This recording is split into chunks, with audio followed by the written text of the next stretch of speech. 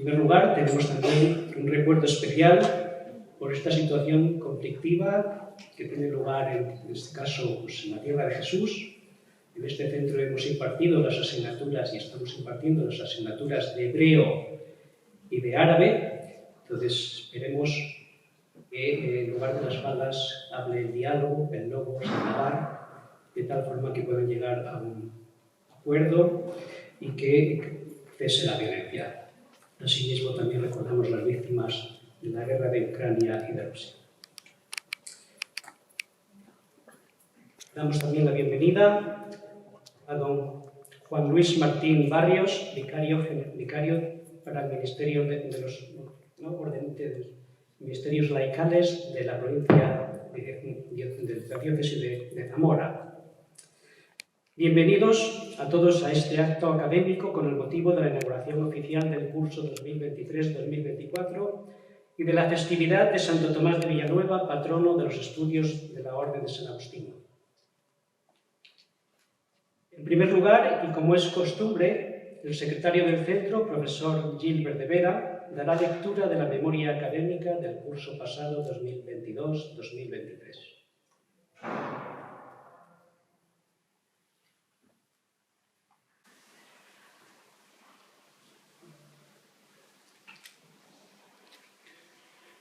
Buenas tardes, un saludo cordial a las autoridades académicas del centro, estimados profesores, formadores, alumnos, amigos todos, un saludo a todos los aquí presentes. Sin más, doy comienzo a la lectura de la memoria académica, presentando ante todo el acontecimiento institucional más importante que tuvo el centro a lo largo del curso pasado, que es la renovación de la agregación del centro a la Facultad de Teología de Burgos. El Dicasterio para la Educación y la Cultura, por decreto del 14 de diciembre de 2022, ha renovado la agregación del Estudio Teológico Agustiniano de Valladolid a la Facultad de Teología de Burgos para los próximos 5 años. El decreto concede personalidad jurídica, canónica, pública al centro. Asimismo, aprueba los estatutos y los planes de estudios. Nuestro agradecimiento a la facultad, todas las atenciones recibidas durante estos años. Inauguración del pasado curso académico. La inauguración del curso académico 2022-2023 tuvo lugar el día 10 de octubre del año 2022, con la celebración de la Eucaristía en la Iglesia de San Agustín, presidida por el Reverendísimo Señor Don Luis Arguello, arzobispo de Valladolid. Se prosiguió con el acto académico en el aula magna del centro, en la cual, una vez leída la memoria académica, el profesor Marciano Vidal García, teólogo moralista, impartió la lección inaugural con el título La invasión bélica de Ucrania, reflexión desde la teología moral. Participaron en el acto académico el reverendo Padre Domingo Amigo González, prior provincial de los agustinos en España, y el ilustrísimo señor Don José Luis Barrio Canal, decano de la Facultad de Teología de Burgos. Estudios, alumnos y profesores. En el pasado curso académico, el centro ha tenido la siguiente cifra de alumnos que cursaron varios cursos. 27 alumnos ordinarios en el ciclo institucional de teología, 11 alumnos extraordinarios y 9 alumnos oyentes, 6 alumnos en la licenciatura de teología fundamental y otros 3 que están escribiendo su tesina de licenciatura. También se han presentado los tesinas de licenciatura. El primero fue el 25 de enero por el alumno Carlos Totumo Mejías, titulada La intuición cosmoteándrica panicariana como propuesta para el quehacer teológico, dirigida por el profesor don José Manuel Chillón. El segundo fue el 23 de febrero por el alumno Marcos Rebollo, titulada La tradición en el pensamiento de Jan Henry Newman, dirigida por el profesor don Fernando Bugones. Marcos ha sido el 11º licenciado en Teología Fundamental del Centro. Hay que mencionar también que este año el Centro y la Archidiócesis de Valladolid han fijado las bases de un acuerdo para posibilitar que presbíteros no españoles pueden ser acogidos en la diócesis para cursar los estudios del bienio de licenciatura de Teología Fundamental. Bien, se impartieron además en el centro los siguientes cursos. Cursos de formación online para el diácono permanente y laicos. Pues el centro y la diócesis de Zamora han establecido un acuerdo para posibilitar la formación de candidatos al diaconado permanente de dicha diócesis por medio de la enseñanza online de diferentes asignaturas. Un total de 8 diáconos cursaron dicho curso. Cursos de las lenguas orientales, organizados por el Instituto Bíblico y Oriental de León, con 9 alumnos. Se impartió también de modo presencial y online bajo la coordinación del mismo Instituto Bíblico y Oriental un seminario monográfico con el título Fenomenología y Ciencias de las Religiones, el retorno de lo sagrado, con 28 alumnos. Curso de español para extranjeros con 17 alumnos. Curso de orígenes del cristianismo titulado La marginalidad del cristianismo en los orígenes, desarrollado durante 5 días de trabajo intensivo con 30 horas lectivas presenciales. Un total de 23 alumnos cursaron dicho curso. Respecto a los profesores, señalamos los siguientes. Este año se ha jubilado el profesor don Enrique García Martín, que ha impartido durante años la asignatura de Arte Sacro y Arqueología Cristiana en el ciclo de grado. Pues nuestro agradecimiento a don Enrique por tantos años de trabajo, ¿no?, y dedicación en este centro. Será sustituido por la nueva profesora, doña Virginia Navarro. El 20 de octubre de 2022, el profesor de Ética y Filosofía Política en el centro, don Antonio Verdugo, ha sido galardonado con el premio Solidaridad Invisible 2022 por la plataforma social Valladolid, por su compromiso con la acción social en la ciudad.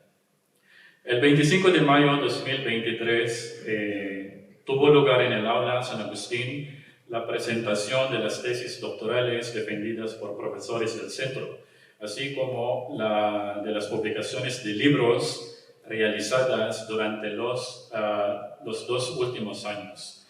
Los presentadores fueron los siguientes: Padre Nolasco Semua, Padre Robert Roy Mangilicatú, don Enrique García Martín, don José Ramón Peláez Sanz, Padre Ramón Sala González y Padre Ismael Arevalillo García. Ciclos de conferencias, otras actividades académicas y eventos formativos. Este año se impartieron en el centro los habituales ciclos de conferencias. El primer ciclo fue organizado por la Cátedra de Estudios Filipinos, Padre Isacio Rodríguez. Consistió en 6 conferencias que se impartieron entre los meses de febrero y marzo de 2023. El siguiente turno de conferencias lo tuvo el Instituto Bíblico y Oriental, bajo la temática Escrituras de la Creación, Biblia, Teología y Ciencia. Dicho ciclo tuvo 5 conferencias impartidas durante los meses de marzo, abril y mayo de 2023. Y por último, la Cátedra de San Agustín y Espiritualidad Agustiniana ha celebrado un ciclo de 3 conferencias bajo el título El hombre hecho, deshecho y rehecho, los días 8, 15 y 29 de mayo. Asimismo, hubo varias exposiciones organizadas por el centro, que del 17 de octubre al 30 de noviembre se expuso en el claustro del convento una muestra titulada Traducciones de la Biblia. Del 16 de enero al 31 de marzo se expuso otra exposición titulada Catecismos Singulares. Y del 3 de abril hasta el presente se expone en el claustro del convento la exposición de Beatos, organizada por don Luis Ángel Montes Peral, profesor jubilado del estudio teológico, que a su vez impartió una conferencia y una visita guiada sobre el tema el 25 de abril. Por último, merece la pena reseñar que nuestras instalaciones han acogido varios eventos formativos, que a partir del 29 de noviembre ha comenzado en el centro el ciclo anual de jornadas de formación permanente del clero de la diócesis de Valladolid. Y del 26 de abril al 18 de mayo se han celebrado las jornadas de formación organizada por el CONFER Valladolid. Por último, del 16 al 22 de julio se ha celebrado en nuestras aulas el 14º Curso Nacional para Organistas Litúrgicos, organizado por las asociaciones Organaria de Castilla y León y AFOFA de Cantabria. Clausura del curso. El 2 de junio se celebró la clausura del curso con la ceremonia de graduación de los 3 alumnos que concluían sus estudios. El acto estuvo presidido por el director del centro, Fray David Álvarez, don Fernando Bogones, rector del Seminario Mayor de Valladolid, y el padre Carlos José Sánchez Díaz, consejero de estudios de los agustinos en España. 2 de estos alumnos han obtenido el grado de bachiller en teología en el examen celebrado el 26 de junio. Investigación y publicaciones. Cabe reseñar que este año ha continuado la publicación de las 2 revistas vinculadas al centro, Estudio Agustiniano y Archivo Agustiniano. La primera está orientada a publicar investigaciones de ámbito teológico, filosófico y ciencias afines, mientras que la última está dedicada al cultivo de la historia de la Orden de San Agustín. Pues todos los fondos de estas revistas son de acceso libre y gratuito en la página web del centro. Otros acontecimientos institucionales. El 2 de marzo de 2023 tuvo lugar la visita oficial al centro por parte del obispo de Salto, Uruguay, excelentísimo señor don Arturo Eduardo Fajardo, encargado por el Vaticano para visitar los seminarios españoles. El señor obispo y su secretario mantuvieron reuniones con el director del estudio y con el claustro de profesores. El 10 de junio se ha reunido la Junta Académica para evaluar el curso que finaliza y preparar el próximo.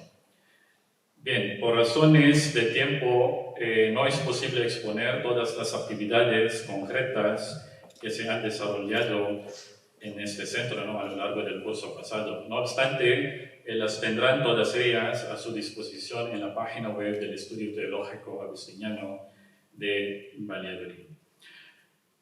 Concluimos entonces agradeciendo a todos por la buena colaboración y cercanía que hemos experimentado a lo largo del curso, De modo particular, quiero mencionar a nuestro obispo, don Luis Arguello, por su labor, por su dedicación en favor del centro. Le expresamos una vez más, esta vez en la persona de su vicario general, don Jesús Fernández, que nuestro compromiso por seguir sirviendo con fidelidad a la Iglesia en esta nuestra diócesis de Valladolid.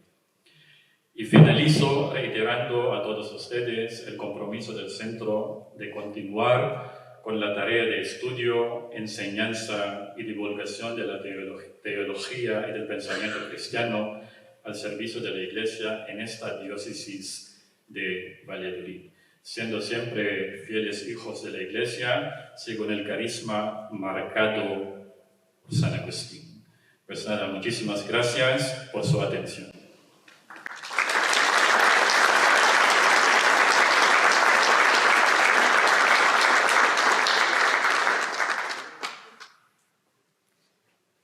Muchas gracias, Gilbert.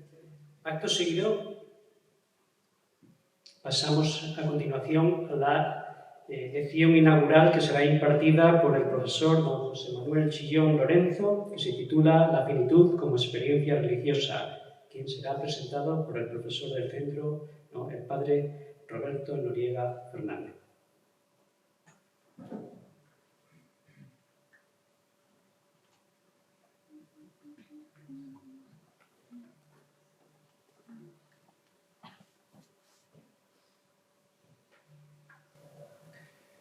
Muy buenas tardes.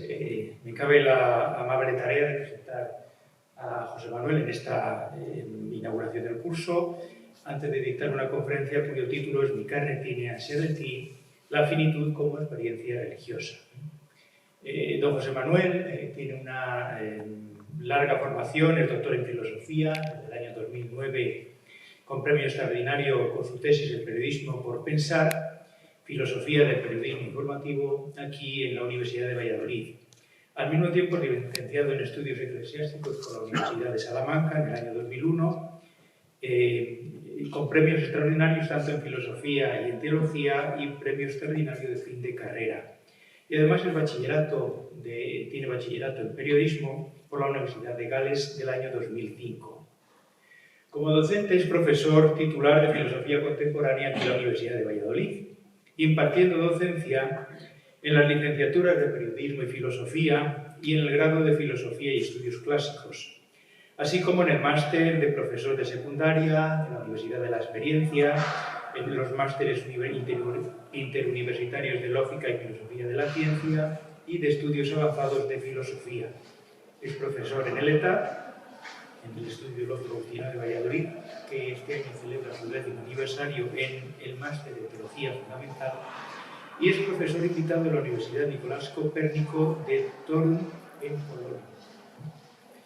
Como investigador, sus líneas de investigación discurren entre el análisis de procesos de racionalidad comunicativa y de la investigación en filosofía contemporánea. En la línea fenomenológica, en especial ha estudiado a Husserl y Heidegger.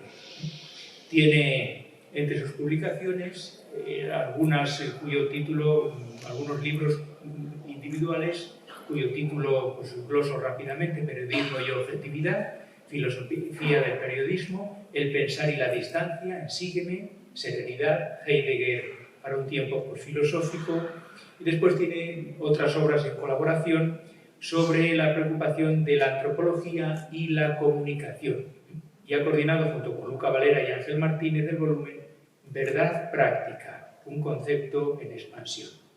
Ha publicado también en el ámbito de la investigación decenas de trabajos en prestigiosas revistas que están en los rankings de impacto, a todos nos suenan: Didascalia, Temata, Teorema, Dilemata, varias decenas de trabajos, con también títulos sugerentes: La verdad de la comunicación, El nihilismo en el pensamiento contemporáneo, Reflexiones sobre la fenomenología del mal, y ha dictado también decenas de conferencias y comunicaciones. Cabe destacar que en el año 2013, en Colombia, dictó la conferencia inaugural del Congreso Internacional Medios de Comunicación y Paz, organizado conjuntamente por las universidades Externado, Central de Bogotá y Javeriana.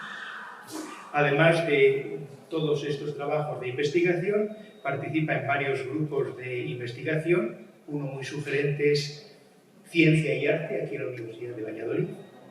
Pertenece a varias sociedades académicas: Sociedad Académica de Filosofía, Española de Antropología Filosófica, la Sociedad Española de Fenomenología. Está en el comité evaluador de varias revistas científicas, y es vocal del Comité de Ética Asistencial del Hospital Río Ortega aquí en Valladolid. Pero sin duda, aparte de todos estos méritos académicos y docentes, quizás lo que él más valore en clave de servicios y es padre de familia, creo que con Carmen, que está aquí presente, debe tener un par de niños, y es diácono permanente de la diócesis de Zamora desde el pasado 24 de junio, en el que fue fecha en la que fue ordenado en la Colegiata del Toro por don Fernando Valera, que está aquí presente, y que glosó muy agradablemente para aquellos que nos dedicamos a la labor académica como tarea diaconal. Y José Manuel además debe ser un hombre muy buena gente, porque es nada más ni nada menos que el gerente del equipo económico de la diócesis de Zamora. Y lidiar con los temas económicos es bien complejo. Bien, pues bueno, para nosotros es un orgullo escucharte, disertar sobre la finitud como experiencia religiosa, que sin duda para un toresano como tú, pues es un gran orgullo, sirviendo tu diócesis aquí en esta Universidad de Valladolid y en nuestro centro teológico. Tienes la palabra.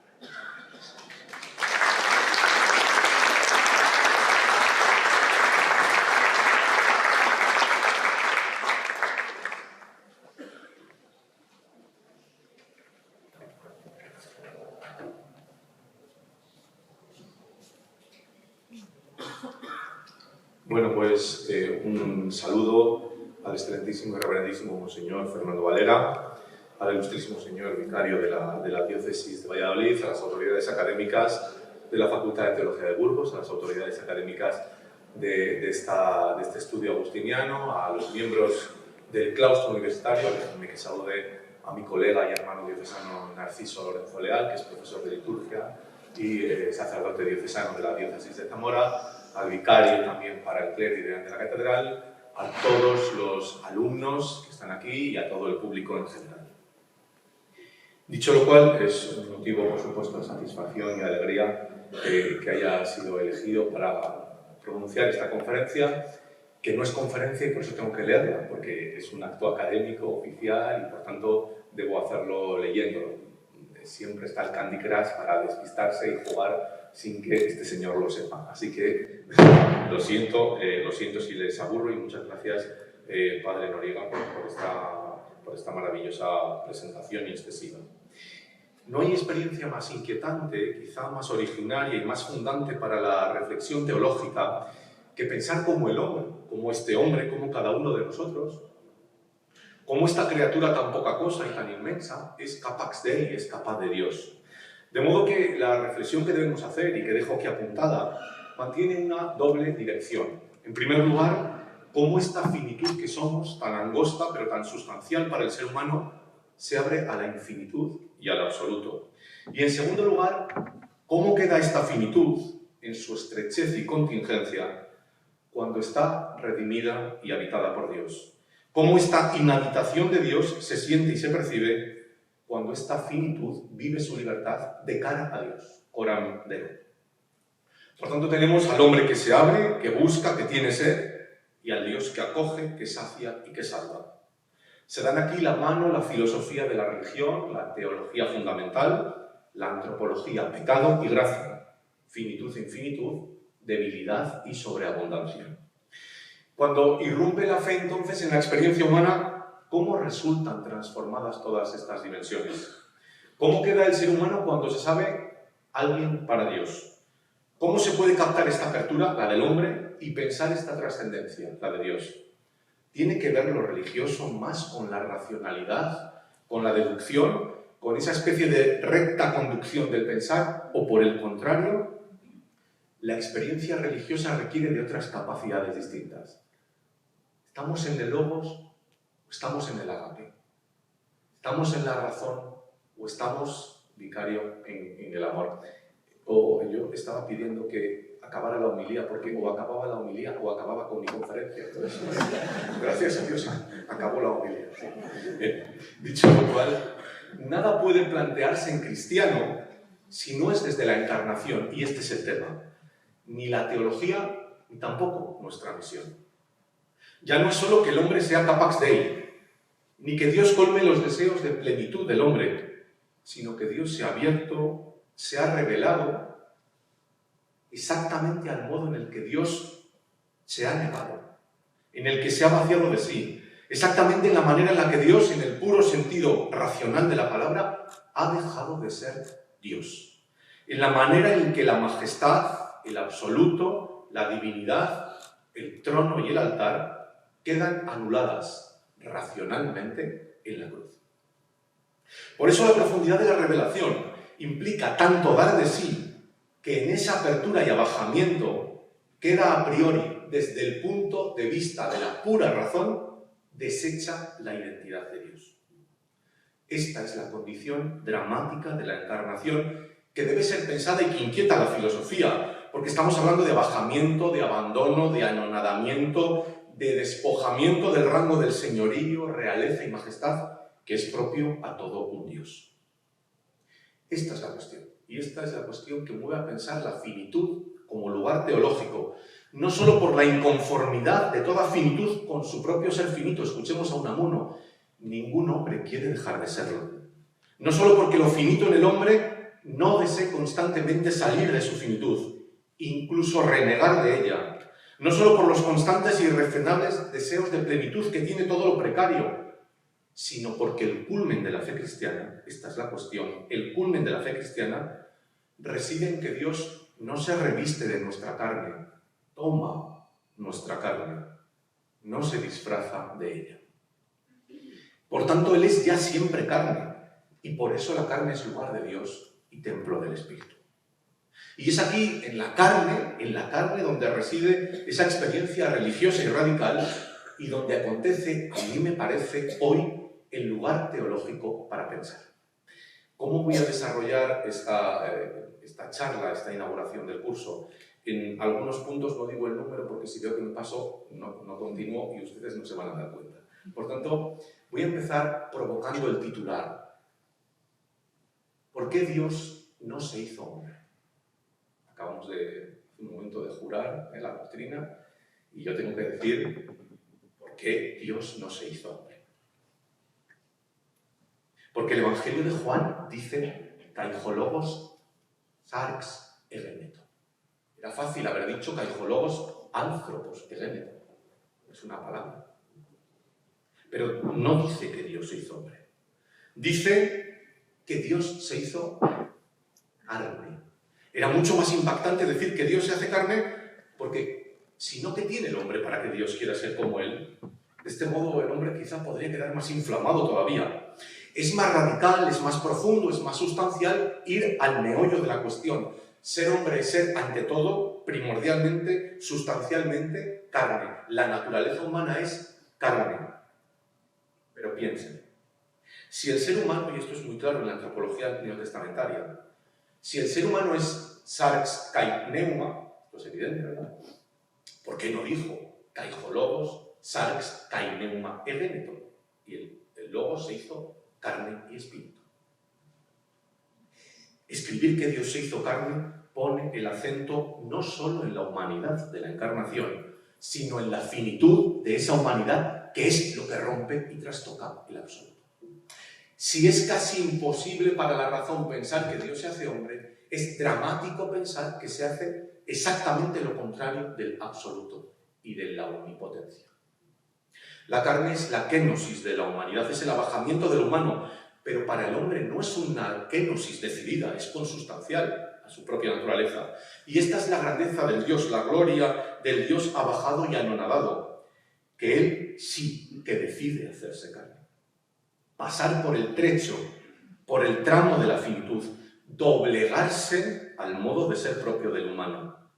La carne, y no el espíritu, la carne, sarx, la carne, es lo que constantemente le recuerda al espíritu del hombre su deyección, su incardinación en lo terreno, en lo mundano, su prueba, el cénit del dolor. La carne recuerda al espíritu, por seguir con esas cuestiones dicotómicas paulinas, que el hombre no sobrevuela el mundo, que no sobrepasa la historia, que no le puede al tiempo.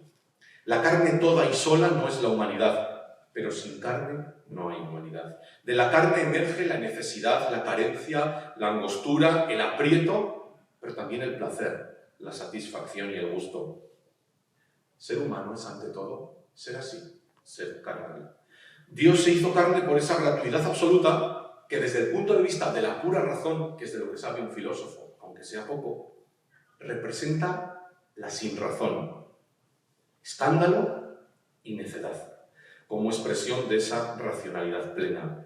La razón absoluta del verbo de Dios debía contenerlo todo, tendría que explicarlo todo, y por ello también, como todo absoluto, tiene que contener lo negativo, porque si no se le escaparía una cosa. Si el absoluto, piensen en la razón absoluta, si no lo contiene todo, también el no puede con todo. Por tanto, el absoluto de Dios tenía que tener también las partes todas, también la negación del absoluto. La encarnación hace real la revelación, porque pone de manifiesto que el absoluto de Dios lo es fundamentalmente en la negación de su ser absoluto, en ese abajamiento que niega la trascendencia en la inmanencia radical. Se trata de asumir para redimir, de tomar para salvar, de negarse para afirmarse. Sin cruz no haría falta la resurrección. La resurrección es el culmen de la encarnación, la carne del todo redimida. Sin cruz no necesitamos resurrección. La cruz es escándalo y necedad porque la carne es escándalo y necedad para cualquier Offenbarung de Dios, para cualquier revelación divina. La lógica de la salvación necesitaba hacerse con lo contingente sin anularlo, sin eliminar su autonomía. La necesidad y la contingencia se complementan en esa entrega definitiva en la cruz. La encarnación es el momento, dice Bonhoeffer, en el que Dios se vuelve precisamente al lugar donde el hombre huye. Dios se vuelve a aquel lugar de donde el hombre está acostumbrado a huir, la miseria, el sufrimiento, la finitud, la pobreza, el desamparo. Por tanto, a mi modo de ver, el misterio de Dios queda tan resuelto, el infinito, el no finito, como disuelto. El misterio del absoluto, nacido de la mujer, de María, nacido de mujer, Gálatas, y clavado en la cruz, es el extremo del misterio de la carne. ¿De qué otra manera sería visible y aceptable el compromiso radical de Dios con la historia si no es en la carne, cuyo modo de ser propio es la degradación, la debilidad, la vulnerabilidad? Dios como misterio se revela gratuitamente en su encarnación, que dramáticamente se da en la cruz. Y es ahí, en la negación más fría y radical, en la que se muestra la terrible noticia de que lo definitivo no lo es, de que lo absoluto no lo es. Y es ahí, ante esa terrible noticia, en la que nace la afirmación de la revelación de Dios. La muerte de esta carne de Dios, la muerte de esta carne de Dios en cruz, no es la muerte de Dios pronosticada por los ilustrados y estudiada por los ateos del siglo XIX. El Dios de los filósofos, el separado, el del deísmo, el absoluto, el que mira de reojo al mundo y se hace sospechoso, debe morir, tiene que morir. Para los cristianos también, ese Dios tiene que morir. La muerte de Dios tan necesaria para la autonomía y libertad del hombre no es la muerte del Dios de Jesucristo. Aquella fue la expresión más ferviente del ateísmo. Esta es la verdad más profunda de la fe. El Dios que debe morir, según los postulados de la modernidad, no es el Dios crucificado, que carga porque se hace cargo del peso de la carne. Aquella soberbia racionalista no dejaba ver cuál es el lugar del dolor, de la contradicción y del sufrimiento. Aquella era una teodicea imposible. Esta es una teodicea necesaria. La carne, en su contradicción antropológica, es, por tanto, acontecimiento soteriológico de primer orden. La carne está en el centro de la economía de la salvación cristiana: encarnación, muerte y resurrección. Sí, esta última es siempre la resurrección de la carne. Las señales de la resurrección son señales de carne. Son señales de carne. La carne que él vivió y que nosotros confesamos y experimentamos. Un segundo capítulo que quiero tratar con ustedes es la parte filosófica del asunto, aunque se van a entremezclar filosofía y teología. La carne es lo identitario, esta carne y estos huesos que dirían, sin saberlo, a la vez, Tomás de Aquino y Unamuno, digo a la vez porque Unamuno no había leído esto en Tomás de Aquino.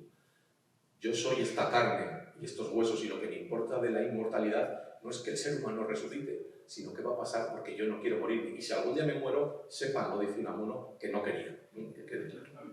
La carne, por tanto, es lo amable, lo transformable. Fíjense cómo el adjetivo acaba en el inglés able, lo que es capaz de lo amable, lo transformable, lo que cambia, lo permanente también. ¿Y por qué es lo permanente? Porque la carne es el límite de lo que soy y de lo que no soy. La carne es el afuera y el adentro. Pero siendo el límite, nace una de las formas fundamentales, una de las notas fundamentales de la carne, sobre la que tengo que pensar más, que es la tangencialidad. Conocemos al mundo en lo tangente. El mundo se nos da en lo tangente. Nunca nos confundimos con las cosas. Siempre en el tacto, en la dimensión puramente física y fisiológica, nos hacemos con nosotros de forma tangente. Pero también se nos muestra tangente el mundo cuando se muestra audible, visible, gustable. El terreno donde juega la carne es el mundo que se le da, que se muestra así, en su ser capaz de estar tangente con nuestra carne. Y esta es la marca de nuestra finitud. Pero la carne es lo herible y lo vulnerable. El concepto de vulnerabilidad es un concepto de gran tradición filosófica y de mucha actualidad. Vulnerable la carne es en sí porque tiene una marca indeleble de debilidad intrínseca, es decir, es vulnerable per se, y per año. ¿Por qué es per se vulnerable? Por el tiempo que le pasa y que le atraviesa. El per año por el ataque que viene siempre de fuera adentro. Siempre la amenaza externa, el verdadero centro neurálgico de la vulnerabilidad, que es el que explica la cruz, el daño y el mal infligido siempre por los otros hacia nosotros. La encarnación es vulnerabilidad no solo en lo que se es y en la propia dinámica interna de la debilidad que supone la carne, sino en lo que uno hace, en la misión. Todo lo que soy es esto, carne. Saber lo que soy me invita a hacerme cargo de mi carnalidad, cuyo modo de ser propio es el de la mortalidad, porque no es otra la mortalidad que el destino de una historicidad finita, de un tiempo que pasa en el horizonte del existir, que nunca es circular, pero tampoco nunca es lineal. El tiempo del cristiano es segmento. El tiempo que confesamos, si tuviéramos que dibujarlo en una figura, no es lineal. El tiempo de la escatología no es el círculo del eterno retorno, es el segmento que tiene nacimiento y tiene muerte. Solo nosotros creemos que la muerte, el punto final del segmento, es el nuevo nacimiento. Si todo fuera circular, la náusea del sinsentido sería implacable con el eterno retorno. Si todo fuera lineal, no habría fin, nada tendría objetivo, ni objetivos ni destino. Ni importaría nada, ni faltaría nada, ni desearíamos nada. Todo lo que somos, todo lo que hacemos, está transido de esta finitud propia del segmento, de esta falta de definitividad, de este dramatismo del fin. Y qué curioso observar, una mirada sociológica, cómo un tiempo, el nuestro, que pone en lo carnal el acento y el objetivo y el fin de todo existir, lo único que haga, a lo único que contribuye es a ocultar, travestir, degradar la carnalidad. ¿Cómo ha podido esta época tan carnal desatender a todo lo que es propio de la carne, que es la finitud? ¿Cómo ha podido huir de esta finitud, distraerse de la debilidad, ocultar esta carencia que es toda carne? La carne es, déjenme el palabra filosófico, una carencia de la carencia. Es decir, una idea que tenemos que hablar más adelante al respecto. Quizá la tendencia natural del ser humano a olvidar la carnalidad de la carne tiene que ver con ese pecado original, que no es otro que querer ser como Dios. Dice Francisco al final de Laudate Deum, un ser humano que pretende ocupar el lugar de Dios se convierte en el peor peligro para sí mismo. La carne es la marca evidente de que no tenemos la vida hecha, porque la carne ha de ser cuidada, protegida, es precaria, es susceptible de mejoría permanente, porque su modo y trayectoria natural es tender hacia la perdición. Cuando pienso en esto de que la carne tiende a la perdición, me imagino cuando alguien pone un filete en la nevera y dice, cómelo porque si no se va a echar a perder. Es decir, cuando en algo no intervengo, la tendencia natural, esto Agustín es el maestro, es el abismo, la caída. Es la tendencia natural de las arts, la que obliga a Pablo a insistir en la siguiente tarea. Cuando Pablo utiliza este concepto, el de las arts, está instaurando una teología que si no se entiende luego vamos a perder el sentido de la cruz. Las arts en Pablo es un modo de vivencia del soma, un modo de vivencia del cuerpo, un modo de vivir de lo corporal. Me atrevo a decir, por utilizar también alguna palabreja filosófica, que la carne en Pablo tiene un concepto que podríamos titular de determinación dialéctica. Porque aunque la carne es portadora del mensaje de Dios y es la que asume con toda radicalidad Jesús, es también la que guarda la memoria del mundo, con lo que esto significa. Es decir, la carne es la que constantemente nos recuerda nuestra inclinación al mundo, nuestra tentación.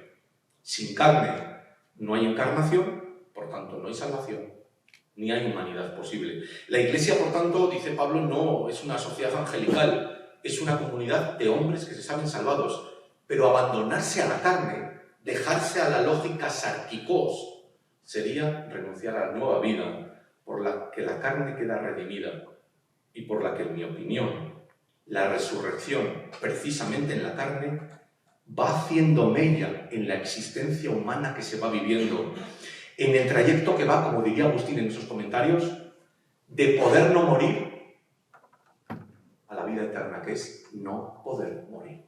Me hubiera gustado que esta idea fuera mía, pero no lo es, es de San Agustín. Los hombres, por tanto, tienen que pensar que son carne. Yo soy carne, luego existo. Yo soy esa carne y ella es en mí y yo en ella, la que marca el absoluto para cualquier otro. De modo que lo que es absoluto para el otro y para mí, que es mi propia carne, que es absoluto, la tortura, el suicidio, el aborto, esto que es lo absoluto, es también lo contingente, porque lleva en sí la marca del tiempo, porque se acaba. Mientras las producciones espirituales del tipo que sean, fundamentalmente culturales, son sin tiempo, no contienen en sí la mácula de su propia destrucción, lo carnal es esto que yo, por mucho que quiera, se sabe mortal infinito. Por eso, la carne es tiempo y es historia. No hay antropología que pueda separarse de la carnalidad, porque de otro modo estaría prescindiendo de esa carencia. Toda inconsciencia de la carne va exactamente contra la comprensión profunda de la encarnación, contra su sentido radical. Esto es lo que Cristo hace en la cruz, exponer y experimentar de manera absoluta lo que es la carencia de la carne. ¿Cuánto le falta al ser humano? ¿Cuánto le falta al ser humano para ser como Dios? Por eso la cruz es el maximalismo de la entrega de Dios hecho carne. La cruz es el extremo, lo máximo a donde puede llegar la finitud de la carne. ¿Por qué no asumir entonces que existir en la carne es ser consciente de nuestro ser posible? ¿Y por qué no culminar así? Que existir en la carne es, de alguna manera, estar en falta. Somos pura posibilidad de ser. Somos pura posibilidad de ser. La vulnerabilidad lo es porque somos carnales. Y lo es por nuestra apertura, porque este ser carnal, esta vulnerabilidad, es la que nos lanza constantemente hacia afuera.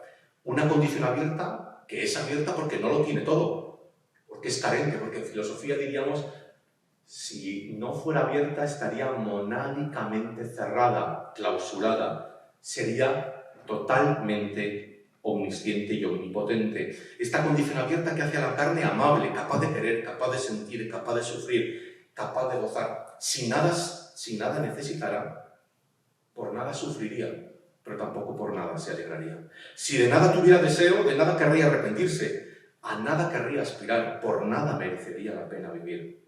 Y así el sufrimiento es la marca indeleble de esta finitud, al tiempo que del amor. Somos esta nada debido a nuestro constante todavía no ser. Cada uno de nosotros somos pura posibilidad de ser. Y esta nada es la que nos abre hacia el futuro y toma conciencia de que no somos otra cosa, sino un puro ser mientras tanto. Somos todavía no siendo. Quiero en esta tercera parte comenzar a reflexionar hasta qué punto la finitud podría ser el punto de partida para una reflexión de la experiencia mística. Leo un texto de Kierkegaard al final de su trabajo, El concepto de angustia. El hombre que no quiere hundirse en la miseria de su finitud no tiene más remedio que lanzarse con todas sus fuerzas hacia la infinitud. ¿Cómo entonces es este ser que tiene este apetito casi desordenado de plenitud, siendo tan nada? Que con la misma mano que acaricia mata, que con la misma mente que planea grandes obras para la humanidad, piensa en fulminarla. ¿Cómo es este ser tan alzado y tan caído, tan osado y tan angustiado, tan grande y tan ruin? La vulnerabilidad, la incompletud, la debilidad, la necesidad, la carencia son determinaciones de un ser que en su experiencia real sabe de la anticipación de la muerte, que vive en un presente continuo, en el que estar viviendo ya es estar muriendo, en el que su imperfección ontológica, sustancial, natural, es precisamente la esencia de su condición télica, de su condición finalista, de su aspiración hacia el fin. Y estas dos dimensiones de la carne, que busca definitividad, y de la finitud que se sabe habitada por la plenitud de Dios, quedan envueltas, vinculadas e íntimamente referidas en la experiencia mística. Dios es el absolutamente otro, lo indecible, lo indisponible, lo sagrado, lo infinito, lo absoluto, en una simetría tan radical con el hombre, en una alteridad tan radical, que solo se puede decir que la relación hombre y Dios es una relación entre dos inconmensurables, hombre y Dios. Nada como el silencio, como el espacio vacío, como la experiencia dramática, como la pasión absurda, como el sufrimiento sin sentido, para hacer de esas constantes vitales de la finitud el lugar de la experiencia religiosa y el punto de partida de la reflexión teológica. Donde toda oferta de sentido claudica, allí se encuentran hombre y Dios. Nada como la experiencia mística para constatar que ante el absolutamente otro y su revelación, ante su omnipotencia y ante su reino, solo cabe el asombro permanente con las dos actitudes correspondientes de Kierkegaard, las del temor y las del temblor. Precisamente porque, como diría Barth, ante el Dios de la revelación, ante el Dios encarnado, ya queda roto todo presupuesto, toda idea, todo logos. Es verdad que podemos pensar que Barth exagera mucho esa definición de Dios, que en el fondo termina siendo el no hombre, pero contribuye esa teología dialéctica a poner los fundamentos de algo que a mí me parece hoy para la reflexión muy urgente: el reconocimiento y el valor de lo sagrado, del misterio, de la otreidad de Dios que nunca puede quedar reducida a lo humano, de la necesidad que tiene el ser humano de definitivamente dejar a Dios ser Dios. Dios es en la historia, pero no se disuelve en ella, no se anula en ella. Dios es Dios revelándose, mezclándose en la humanidad, pero no confundiéndose con ella. Y esta alteridad es la que le da a la carne la capacidad de rebosar por estar habitada por Dios, de retozar por el Dios vivo. Pero ni Dios se hace mundano, ni el mundo queda anulado en su autonomía por lo divino. Otra razón haría posible una teodicea absurda. Es preciso y quizá hoy urgente insistir en la autonomía del mundo y de Dios, para que aquel no sea simplemente concreción de la apertura de Dios y para que Dios no sea simplemente un principio necesario del mundo. Frente a la explicación justificadora del porqué del mundo e interventora en su mecanismo, la fe rompe el mundo cerrado de la ideología.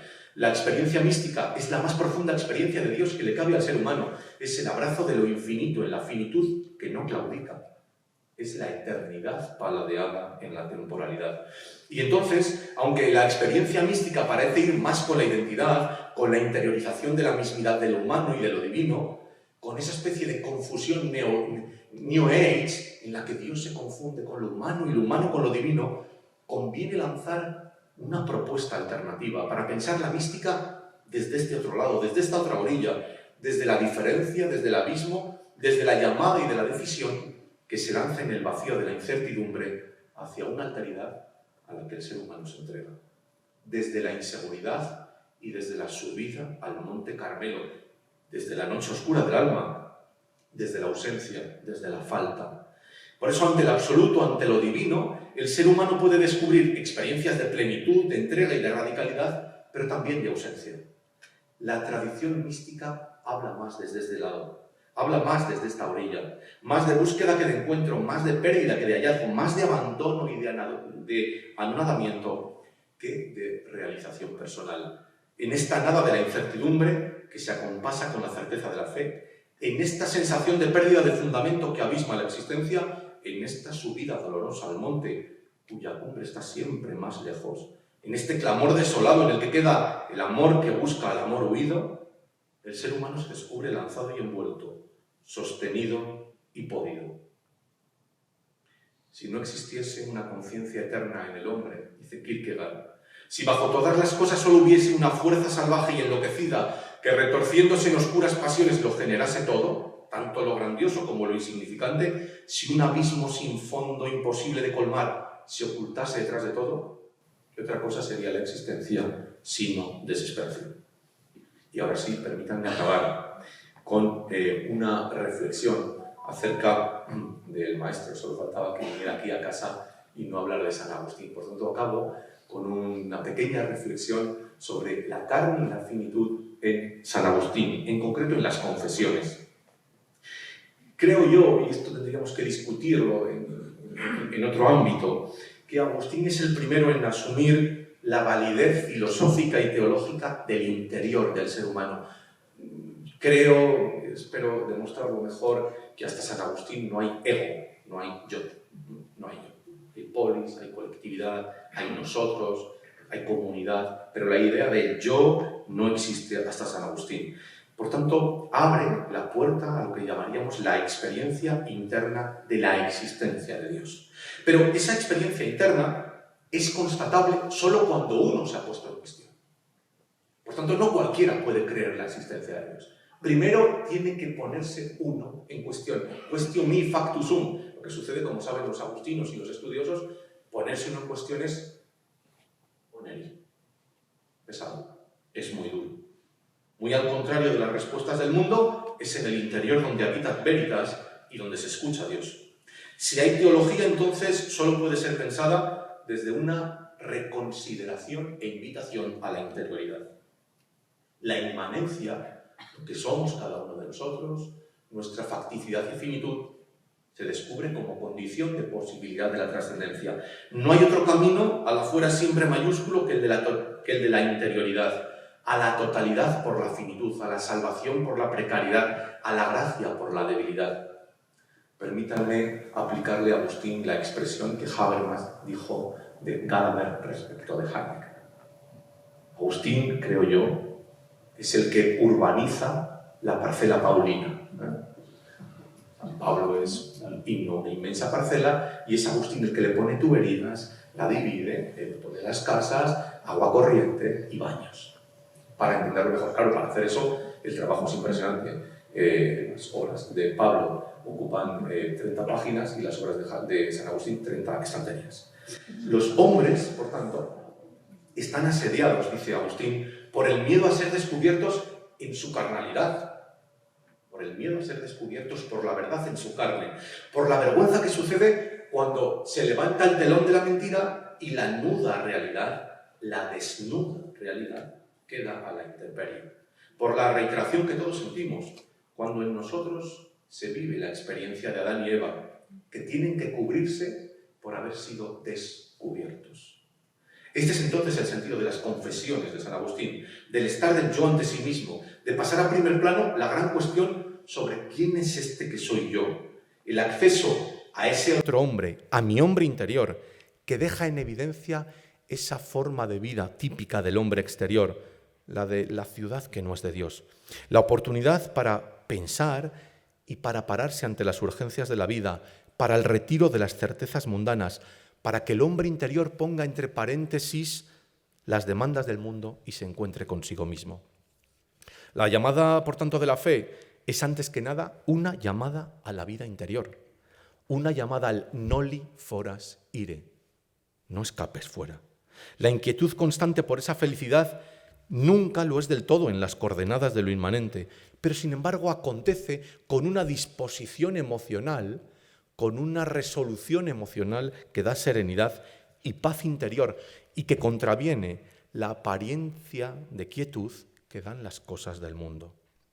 Obsérvese cómo los términos quietud e inquietud toman un cariz semántico distinto dependiendo del marco de referencia. Es un tema complicado en San Agustín. Aquí llama quietud y aquí llama inquietud. La inquietud de la carnalidad, de la vida de la carne, del hombre exterior, de la ciudad que no es la ciudad de Dios, que es la ciudad de los hombres, en la que se olvida a Dios porque prima el amor por uno mismo. La inquietud de la carnalidad nunca se sacia, siempre está más inquieta, como si hubiera sido Agustín profeta del consumismo, ¿verdad? Siempre está inquieta, pero se traviste, se nos muestra de quietud, de seguridad. La inquietud de la fe es la que se aquieta en el mundo. Esa es la quietud verdadera. Es inquietum donec requiescat in te, hasta que no descanse en ti. Pero es quietud profunda. Llevamos en nosotros mismos el sello de la indigencia. Nuestra propia carne es su mejor exponente. Nuestra cotidianidad es un periplo de servidumbres, de necesidades, desde las más básicas a las afecciones del dolor que quieren ser paliadas. Todas ellas apremian y todas ellas forman parte del existir. En el placer de la plenitud que se experimenta, en la recompensa de la necesidad sentida, reside lo que Agustín denomina de todo el complejo de las arcs paulino, que es la concupiscencia. La señal inequívoca de que uno ha dado con la verdad es el gozo, el deleite verdadero, la misma vida, pero probablemente esto no lo esperen porque sero te amavi domine, llega tarde. La pasión tranquila, sosegada, el amor llega siempre tarde porque tarde te amé. Siempre es tarde, pero siempre se está a tiempo, porque la tendencia natural a la dispersión, a abandonarse al mundo, a disfrutar de sus placeres y a huir de sus peligros, neutraliza en el fondo cualquier intento de pensar. Cara al mundo no cabe otra cosa que la disipación en lo mundano y el desmoronamiento de la existencia. La constante versión hacia afuera, la entrega sin par a todo ello, es una expresión de evidente egoísmo. Todos los modos mundanos son maneras de dejarse caer, en los que curiosa y paradójicamente el hombre cree encontrar seguridad. Déjenme jugar con las palabras propio de un filósofo para decirles que el hombre sin sentido es el hombre con sentido.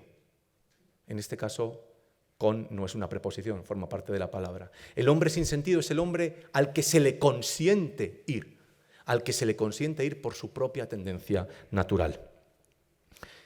Cuando el hombre va solo, cuando el hombre camina solo, el abismo es el destino.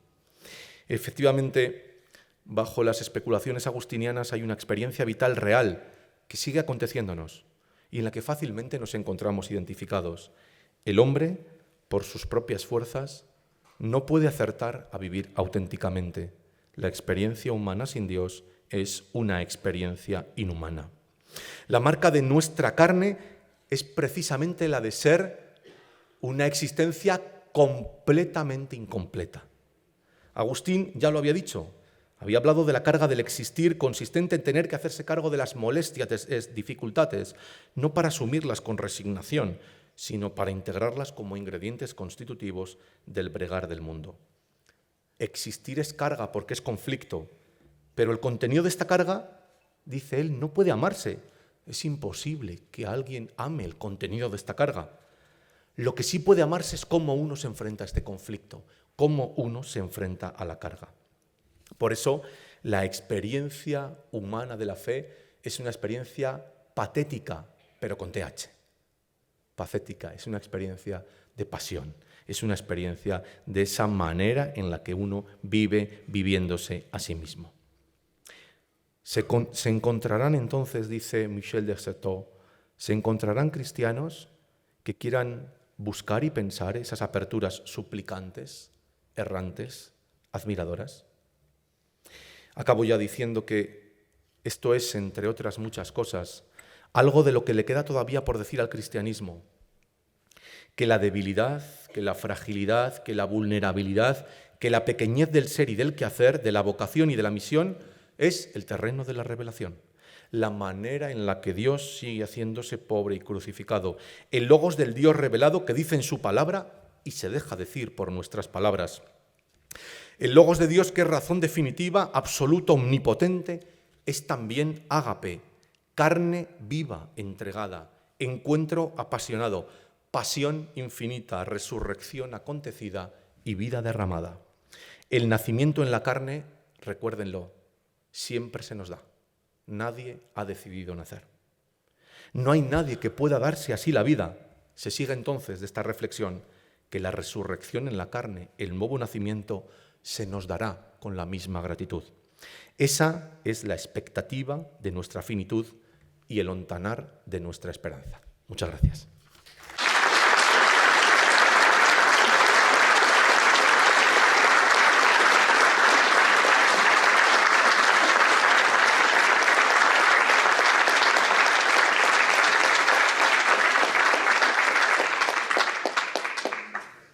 Muchas gracias, José Manuel, por esta conferencia tan interesante sobre la finitud, sobre cómo nuestra carne nos abre a esa trascendencia e incluso cómo San Agustín fue el urbanita de San Pablo, ¿no? Entonces me hizo interesante esa idea, nunca la había escuchado. Entonces, enhorabuena. Y ojalá podamos leer esta conferencia, ¿no?, en la revista, si es que es posible, ¿no? Muchas gracias. Bien, acto seguido proseguimos y tenemos con nosotros al recién nombrado decano de la Facultad de Teología del Norte de España, sede Burgos, ¿no?, don Roberto Calvo Pérez.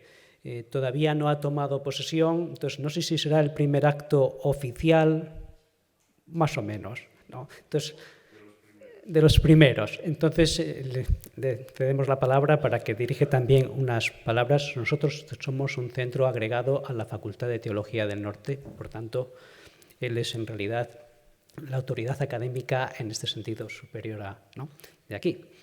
Tiene la palabra. Pues muy buenas tardes. No es el primero, pero casi.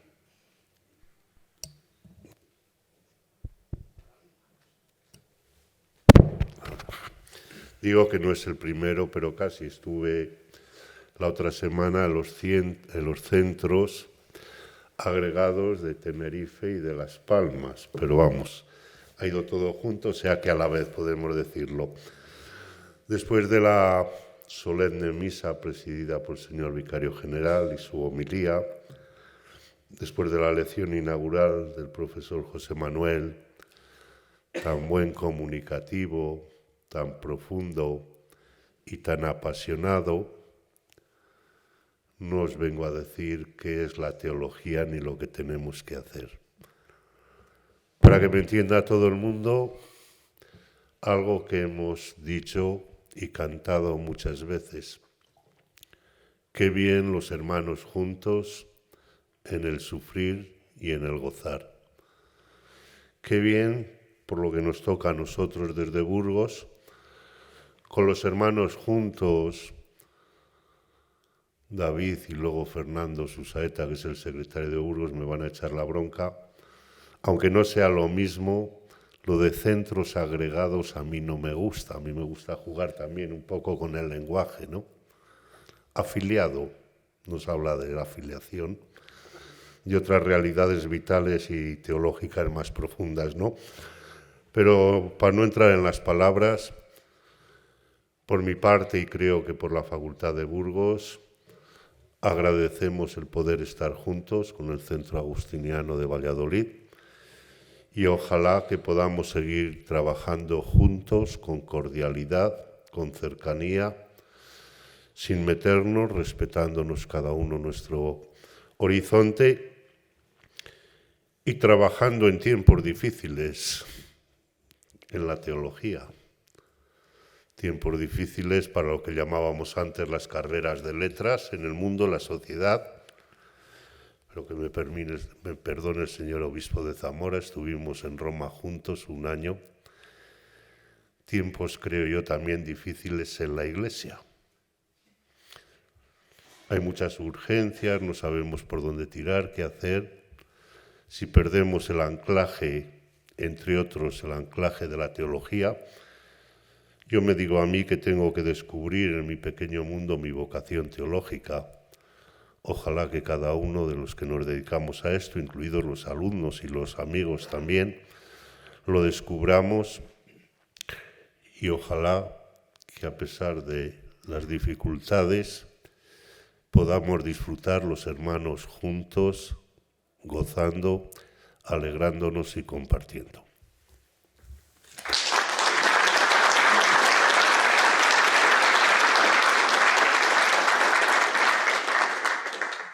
Muchas gracias, don Roberto. Para concluir, el padre provincial, don Domingo Amigo González, declarará oficialmente abierto el curso 2023-2024. Muchas gracias, David, por esta magnífica presentación que nos has hecho, por esta magnífica conferencia de don José Manuel Chillón, que nos ha encantado, yo creo, a todos poder escucharle desde esa conjunción de filosofía, de teología, fenomenología, hermenéutica, un poquito de todo ha tenido y realmente ha sido magnífica. Le felicito en este momento. Es una alegría que esté con nosotros el señor obispo de Zamora, que haya estado presidiendo la Eucaristía el vicario general de la Archidiócesis de Valladolid y que nos acompañe, como dice David, casi recién nombrado, el nuevo decano de la Facultad de Teología Norte de España de Burgos. No voy a insistir en ninguna de las cosas que ya se han dicho, que son muchas y han estado muy bien. Solamente, por tanto, agradecerles a todos su presencia, que sea un buen curso para todos, profesores, alumnos, alumnas del centro, que sea un curso para dedicarse al estudio, para profundizar en el estudio, para buscar juntos a Dios y encontrarnos también con el hombre, buscar al hombre y buscar a Dios conjuntamente. Que sea un momento para crecer en nuestra vida cristiana, en la teología, en nuestra relación personal y común también con Dios. Y simplemente decirles que queda inaugurado en el centro, en el Estudio Teológico Agustiniano de Valladolid, el curso académico 2023-2024.